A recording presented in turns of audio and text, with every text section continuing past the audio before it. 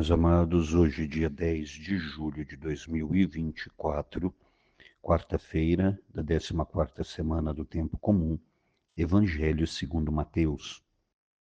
Naquele tempo, Jesus chamou os 12 discípulos e deu-lhes poder para expulsarem os espíritos maus e para curarem todo tipo de doença e enfermidade.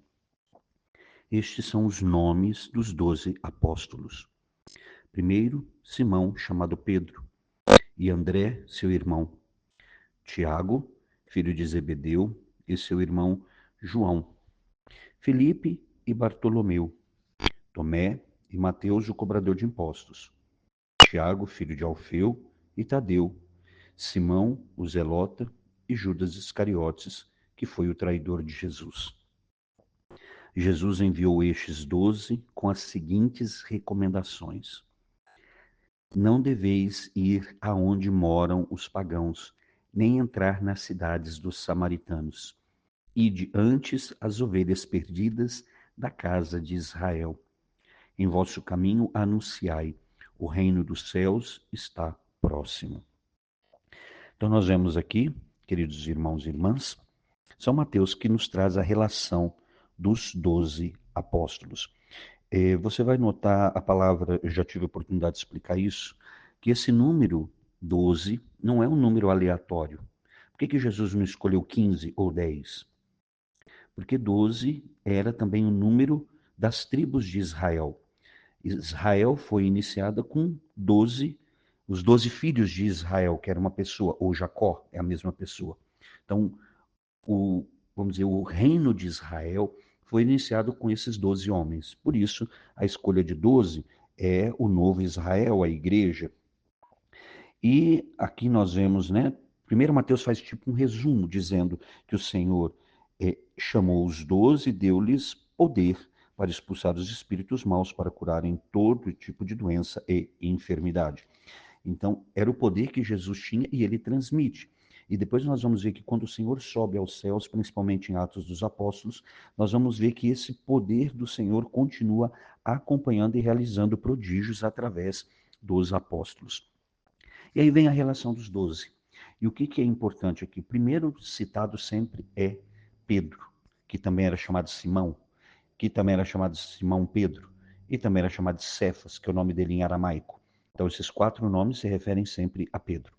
E o irmão dele, André, que eram juntos com Tiago, filho de Zebedeu, e o irmão dele, João, que é o João Evangelista, os 4 eram pescadores. Depois nós vamos ver Tomé, Mateus, que é chamado no Evangelho, melhor dizendo, de Lucas e Marcos, é chamado de Levi, tá certo? Mateus era o cobrador de impostos. Eu imagino que ele não deve ter sido tão bem aceito assim entre os apóstolos no começo, tá certo? Porque tinha já essa desconfiança, né? Não gostavam dos cobradores de impostos. Depois nós vamos ver ali Tiago, filho de Alfeu, que é parente de Jesus, tá? Que esse é o chamado Tiago menor, porque o Tiago maior, que é o filho de Zebedeu, é o irmão de João.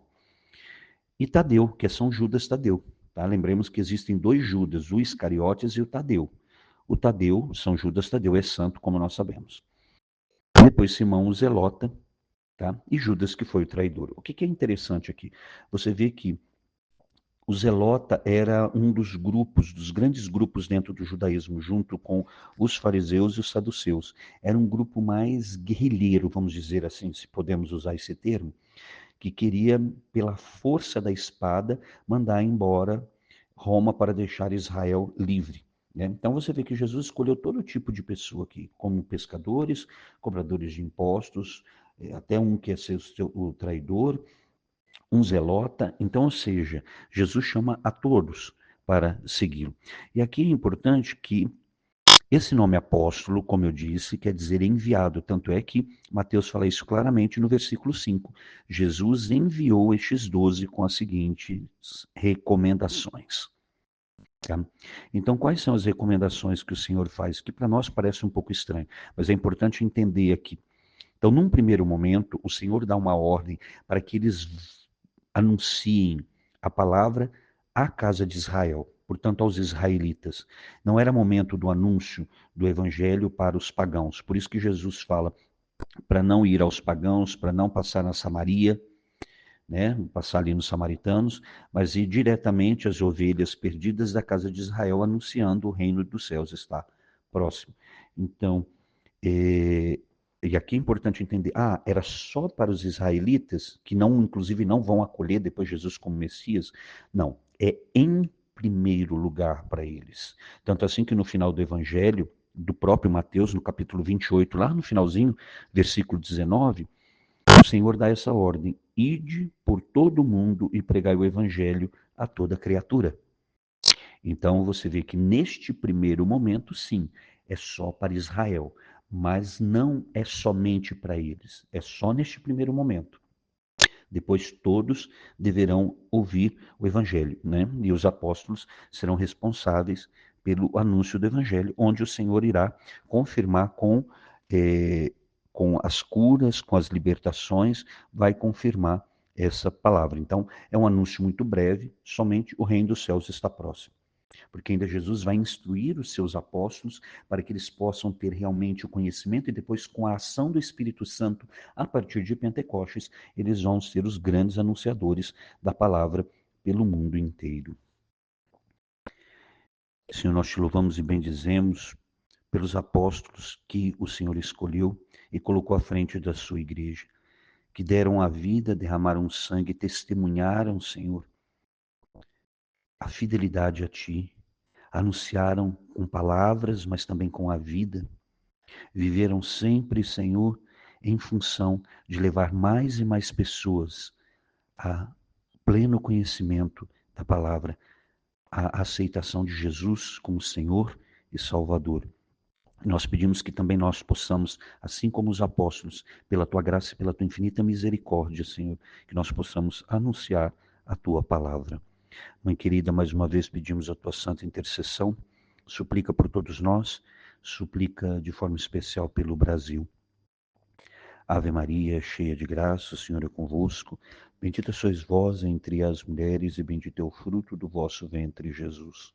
Santa Maria, Mãe de Deus, rogai por nós, pecadores, agora e na hora de nossa morte. Amém. E que desça sobre você, meu irmão e minha irmã, pela intercessão da Virgem Santíssima, a bênção do Deus Todo-Poderoso, Pai e Filho e Espírito Santo. Amém.